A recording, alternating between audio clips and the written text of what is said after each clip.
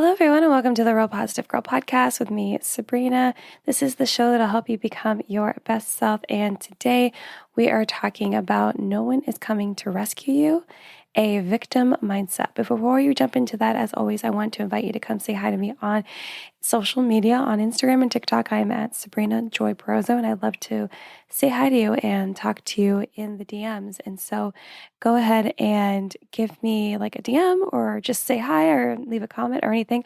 I look forward to chatting with you there. And I do want to excuse my voice, just to be totally, completely honest and vulnerable with you. I let out the biggest scream because I was so frustrated after a conversation that I had. And it was a way for me to just kind of just try to release all of my frustration and anger all at once. And so it's actually really bad for my throat. I need to not do that, especially since I spend time singing at church. But that's why it's bad, because I screamed just one long, loud, shrill scream just to get all my frustration out. So if you ever need a way to release frustration and anger, I would say do that, but just make sure you don't do it somewhere where someone's thinking you're going to be murdered or something. So be careful of that. So anyway, come say hi to me on social media. If you check all the show notes below, you'll see where you can sign up for the weekly newsletter that comes out every Wednesday evening that has different stories and anecdotes to help you think more about your mental health and your mindset that I don't necessarily go into detail on my socials. And so check that out. Also, the journal, the planner journal hybrid that I created called Emotions Every Day is available for sale. So you can go ahead and click that link and purchase it if you would like to do that. We also did just get the stickers in to go along with anyone that orders during launch, which is up until the top of November. It's until November begins, and then we'll go back. The price will go up for the planner journal, and you can buy the stickers on the website, but they won't necessarily always come for free when you purchase the journal. So just a couple things to consider. There's so many other things down there too, but let's just go ahead and get straight to today's episode, which is, again, no one is coming to rescue you, a victim mindset. So when I was a child, my mother, and I think as a child, I would say, let's start at age, 5. That's probably correct. That I could actually remember having these feelings and desires. But when I was a child, my mother, who was a drug addict and a drug dealer, and not the parent that I lived with full time, my dad had actual legal custody of me, even though my mother tried to make it seem like he did not. She kind of definitely ruined his life. I definitely can agree with that. As much as I loved her and adored her, she made it a living hell for my dad.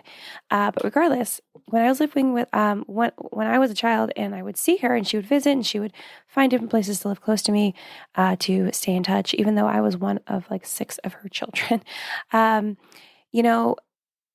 She would tell me all the time that she would come and rescue me from my dad, and that we would eventually live together. And it sounded like such a dream, because all the other kids, at one point or another, did live with her and spent time with her and had her day in and day out. And that's what I wanted. But I was stuck with my dad, who there's definitely I talk about how I no longer have a relationship with my dad, and there was really hard times, and he wasn't the best parent that he could have been, for sure. I think he he did the best that he could with what he knew how to do and how he chose to be, but I don't think it was the best he could have been. It was just, there were so many things that could have been better that he chose not to fix, because he was focused on his own struggles. It's fine, because I definitely have parts of my growing up that I can identify with. Really cool, super grateful that he taught me how to do that. I came out alive. I was able to grow up and be a human, and so he accomplished the necessary tasks. But so but I was still wishing and hoping, and my mom would always say, yeah, one day I'm trying to get it together, and I was always believed her, and I believed her for years. Because my dad was so bitter from everything, like I said, happening in his life. And again, he was unfairly treated so many different times that had to do with her, and struggled with his own interests. He just wasn't the best. But, and I think part of his reason why he wasn't the best is he was wrapped up in his own generational pain and things that were going on there. But, I wanted the parent that showed me love and care and attention and made the effort to listen to me and really kind of be interested in what I was doing, at least in the moment. And I held on to hope that my mom, that she was going to rescue me from my dad every day until the day she passed away, the day I got the call when I was in middle school on my room phone, because we had 2 lines in our house, or 3 lines or something like that. And I had my own phone line, and I remember my sister calling, but I didn't answer. My older sister calling, and I didn't answer, and she was calling to let me know my mom passed away. And that, that's when the hope died, obviously, because it didn't happen. I wasn't rescued. She didn't just take me away from him. And honestly, in retrospect, I'm glad that she didn't, because, my other siblings, they went through hell living with her and all the different things that happened. And so, in retrospect, I am grateful, but I spent so many years just waiting around thinking that someone needed to rescue me from the pain and issues that I had. And I didn't even realize that I could just be, asking to be rescued, and moved into other pain and other issues and other problems. And of course, I was a child, so I didn't really understand what I was truly asking for, right? But I was still hoping. I was still hoping every day for years. And, I know that this story that I'm talking about, how I hoped my mom would come and take me away and let me live with her and live this like beautiful fairy tale life that I had imagined in my mind. I know this isn't going to necessarily translate directly to what a lot of us go through in terms of waiting for someone to rescue us from our unhappiness or disappointment, problems, struggles, fears, or even our insecurities, right? But the story is an example of waiting so long for someone to come along and take us away from our pain and our hardships that never actually happens. We never actually get rescued, right? We're never just like whisked away in this beautiful fantasy and ideal of no longer having to deal with that crap, right? Like it doesn't happen. But that's how I'm illustrating it. And I feel like it is appropriate for me to share a story from my childhood. Sorry, my throat is so dry because I was screaming. I think it's appropriate for me to share a story from my childhood, because I feel like a lot of times when we are so caught up in the hope and desire of someone rescuing us from whatever we're going through, it is kind of like this childlike belief and mindset that like you need someone to rescue you. You need someone to take care of you. You need someone to be that parent that makes it all the bad things go away. You know what I mean? And, sometimes we will wait for so long. We will wait for so long only to find out that the thing we thought would save us is no longer there, or it's moved on, right? And we end up having to figure it out on our own anyway, right? Like for me as a child, obviously, I just grew up with my dad, and that was rough, but it was okay. Like, I made it out. It's fine, and I'm here to, share the lessons and things that I went through. And I learned a lot of really good things, a lot of really helpful skills and abilities, but also have a lot of trauma and pain from it. But regardless, it's like, I could have maybe not as like a young child as at 5, but maybe if I had let go of this desire to be rescued earlier in my life, I could have spent more time trying to figure out how to make life better for me, even as a young child, even as a child, as like 9, 10, 11, and kind of shifted my mindset or found people in my life that would help me feel safe and important and all these things that I was looking for from my mom that I never got to be rescued, right? And also maybe not at that age group, not like at the gap that I'm talking about, because my mom died when I was 13. So that's how long I held on hope. So maybe it's like right after that I would have realized that, I don't need to look at it as needing to be rescued. I need to look at it as I'm going through struggles and hardships and mistakes and failures that I will learn from. Of course, that's really hard for a 13, 14, 15-year-old, 16-year-old to even grasp that concept that mistakes and failures and hardships and struggles are good learning lessons, of course. But, you never know, right? And it's hard because, in hindsight, you're like, oh man, if I had only done this, that, and the other, right? But there's nothing you could do. If you waste a lot of time doing that, then that's not going to help your situation either. So anyway, it's important to realize that sometimes we just wait so long and we just find out that thing that we thought was going to rescue us is no longer available. And usually it's just like a circumstance or a windfall of something or a person or some sort of change that we hope is going to happen. And, we just have to take it in our own hands and figure it out. And I think it's a good thing. I really do. And maybe it's because I've been through so much strife and struggles that I'm like, yeah, it's fine. Like we will find a way. But I can understand how it's hard when you're so caught up in a victim mentality of thinking like, no, you don't want to, because eventually someone takes care of it, or it just like evaporates into thin air, sometimes because people just give up wanting to deal with you, or the problem just fades away naturally because you're no longer trying to fight it or have anything to push against it. And that's not how we need to be. We need to like change and shift our mindset to be like, okay, like we can handle this. It's not just like the world against us. And I don't think we should waste our time waiting for someone else to do the work. We can try to figure out on our own, or ask someone else to assist us or teach us on. So when I say that you like being a victim and waiting for someone to rescue you and come along and do everything for you, that is not the same as asking someone for help or asking for someone to teach you how to do what you need to do or what needs to happen. It's totally different, because when you ask for help, you're not asking for someone to do all the work for you, right? Because you don't feel like you have to do the work for whatever reason. No, you're asking them to help you, assist you, come alongside you and be like, okay, what should I do? Or can you help me understand this better? Or can you teach me how to do the skill that you're really good at so that I am equipped and ready to take on the issues and struggles that are coming up, right? So we don't need to sit in this like victim mentality that tells us that we don't have the power to fight back or move past whatever's trying to come against us. Those are all lies. They are not true. We can push back and find our own way to be happy again, or problem solve our struggles, or face our fears, or better understand and strengthen the insecurities that we have. We can do all of these things. I'm not saying it's going to happen overnight or quickly at all whatsoever. It might take more time. It might take even more time than we expected, but we can do the work, and we are not incapable of taking care of ourselves. And what we do does not need to be perfect. Again, it's not going to happen overnight or just like in a week or a month. It might take way longer than that. Oftentimes it does.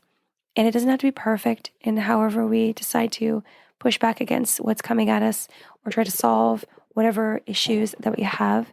And we just need to tell ourselves and believe in ourselves that we can do it.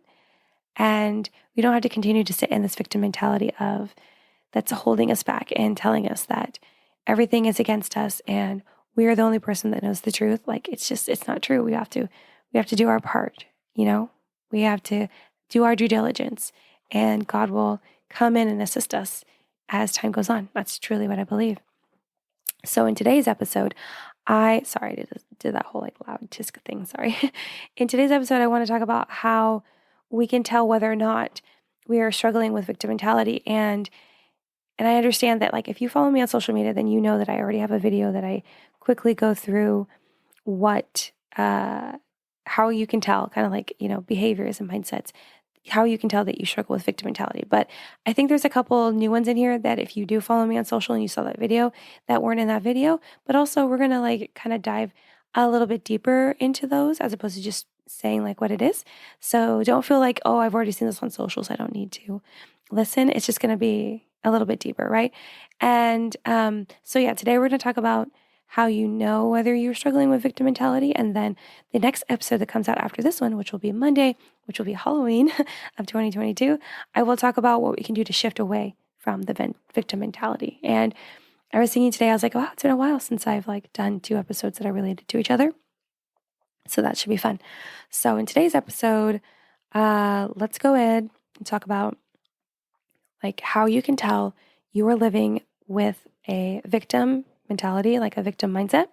And I have 8, behaviors and mindsets to share with you to see if you relate or if you feel like someone else is doing these things, or maybe you want to be honest with yourself and you are personally struggling with these things.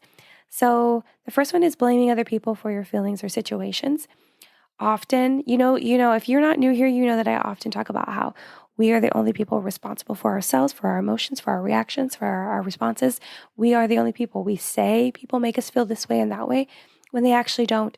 we choose to feel that way based upon the experience and situation they were currently in, and, what level our emotional wellness and management and emotional intelligence is at, to know how to uh, respond or not react as much in the best way that will benefit us the most. But often people don't know that, or they don't believe that, because they're like, well, how could I control it if someone said terrible, rude things to me? It's like, yeah, you can. You can just be stoic, or you can just be chill, or you can take a breath and really like decide, okay, what would be the best thing to say to this that won't like make everything worse and I won't regret it later.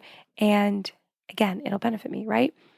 But a lot of people struggle with that. And so they will, when they have a victim mentality, they will often blame other people for their feelings and their situations, to be like, you're the one that made me mad, or you're the one that has put me in this situation of not having this, that, and the other because of this reason, right?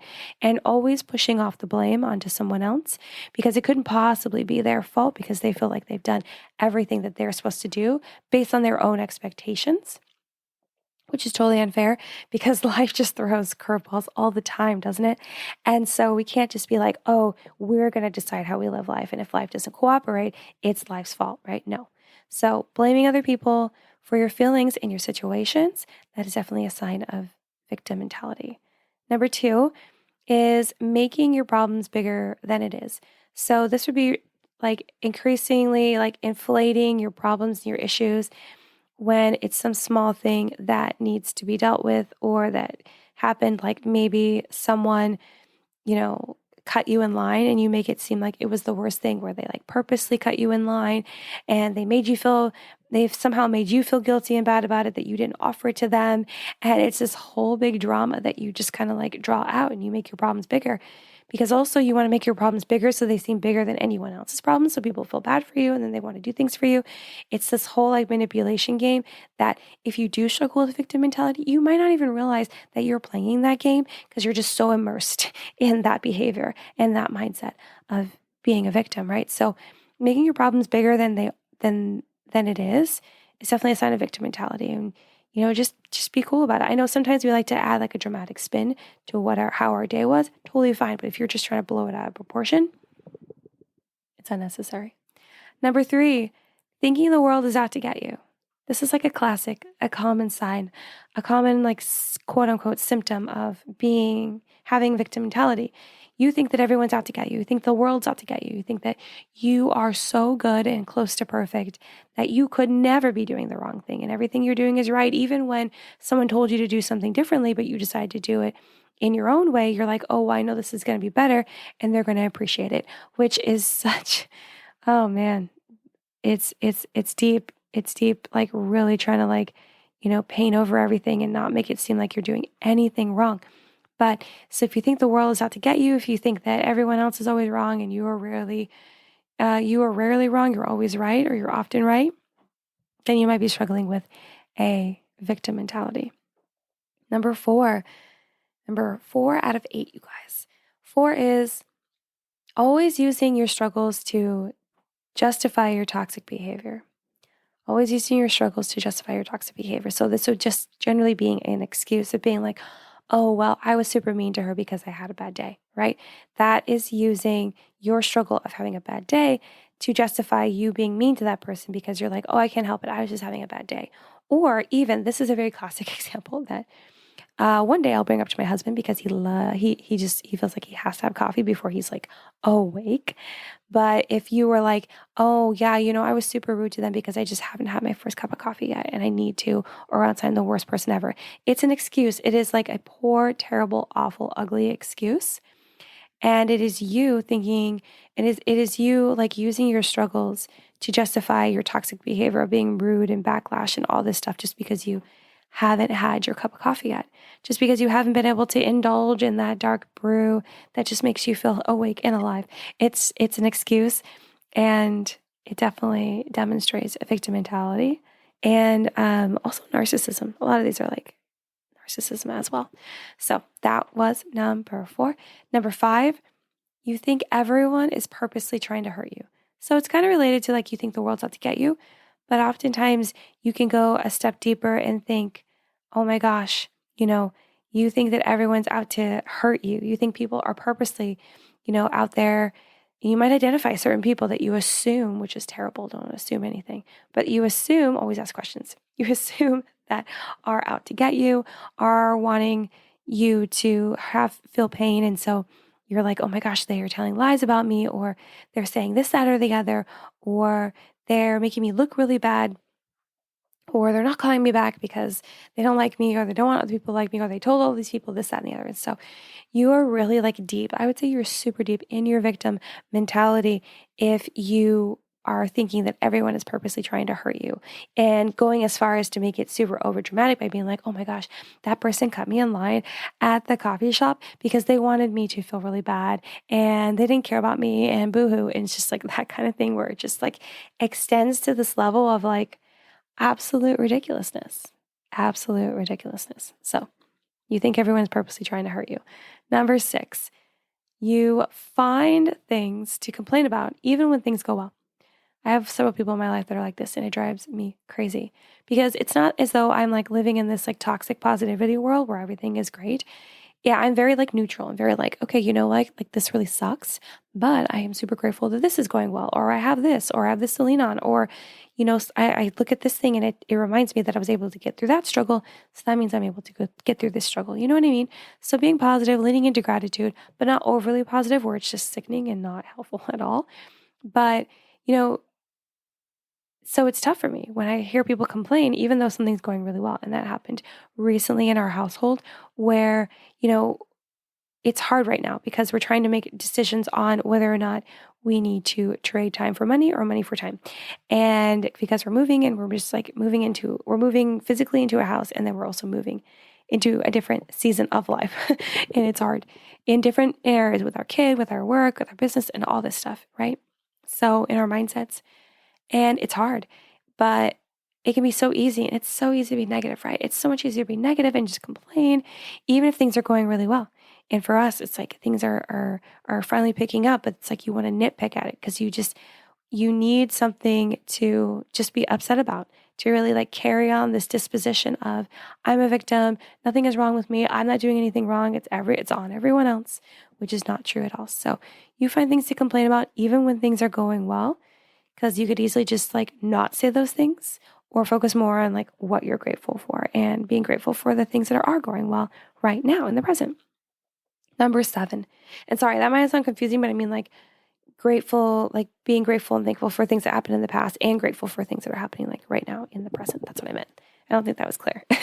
Number 7, you refuse to see your struggles through other perspectives. This is so important. Perspective is so helpful when we are trying to understand something. Because if you're able to see it through multiple lenses, then you're able to understand how it's going to be perceived by a lot of people, not everyone, but a lot of people, and whether that's going to work or not. Or you are able to see other opportunities or ways to problem solve if you see your personal issue from a different perspective. And it can be really hard to do that when you have victim mentality, because usually when you have victim mentality, you're so absorbed in your confirmation bias. So it's just basically you going to someone and looking for them to confirm the feelings that you have already, just to like reaffirm those so that you know that you're right and you're correct. And if you start encountering people that are saying that what you think is incorrect, and here's a better way to look at it, you don't want to agree with that. You want to run far away from that because you're like, oh no, how could that possibly be? I see it through my perspective, and that's the one that's right because it's mine. And that's so totally wrong and off, right? It's just so off, so often wrong. So if you refuse to see your struggles through other people's perspectives, or even ask people like, well, what do you think about this, that, and the other, or trying to see how that person is hurt instead of you just trying to act like you're hurt, it's really important. It can help you like also widen your opportunity, or your mindset to have more opportunities and to learn more things about how other people operate, and to just be filled with so much knowledge. I love really thinking deeply about, let's look at things from different perspectives, like for everything in life. Okay, so number 8, and this is the last one that we're going to talk about today. And don't forget, next week we're going to talk about, or not next week, well, I guess technically next week, but next episode, we're going to talk about how we can shift away from these mindsets and behaviors, but for victim mentality. But today, number 8, let's land on not doing anything to improve your life. And I purposely put this one at the bottom because I feel like it's the perfect end cap of being like, yeah, you blame other people for your problems and situations at the top. And then at the back end, you are not willing to do anything to improve your life. You're like, no, I'm doing everything that I need to do. I'm doing it as perfectly as I know how. Wow, it sounds really conceited and self-absorbed, right? And you just don't think you need to do anything. You need other people to come in and do all of their like things to improve your life. And that's what's going to be better. And that also leads to like, leaning into only feeling validated when other people validate you and recognize you and basing your self-worth off of what other people say and think about you. And it's a dangerous game to play. It's a dangerous road to be on, to be honest with you. And so not doing anything to improve your life, that is definitely like 110% sign that you are living a life of having victim mentality rule your life. So that is all 8 of the like ways for you to tell whether or not you are suffering from victim mentality. I did forget to do my disclaimer that I do every time, which is all of these tips and advice are based on my own knowledge and research and my experiences and the experiences of others that I am allowed to share. If you feel like you do not align with this information, please go talk to a therapist or a counselor and they can help you one-on-one figure that out. Or go to our best friend Google and type in like how to know if you are acting like a victim, and it'll give you all kinds of like behaviors and mindsets to be on the lookout for and allow you to figure out if you are struggling with this. So on that note, thank you so much for listening, because that's all I have today. Thank you so much for listening to the Real Positive Girl podcast, again with me, Sabrina. Check the show notes below to connect with me on social media, to purchase like a journal planner. That'd be great. Emotions Every Day. Sign up for the weekly newsletter. Do all the things. Suggest a topic for the show. But thank you for downloading, sharing, listening to the show. And until next time, have a good one. And I will see y'all next time. Bye.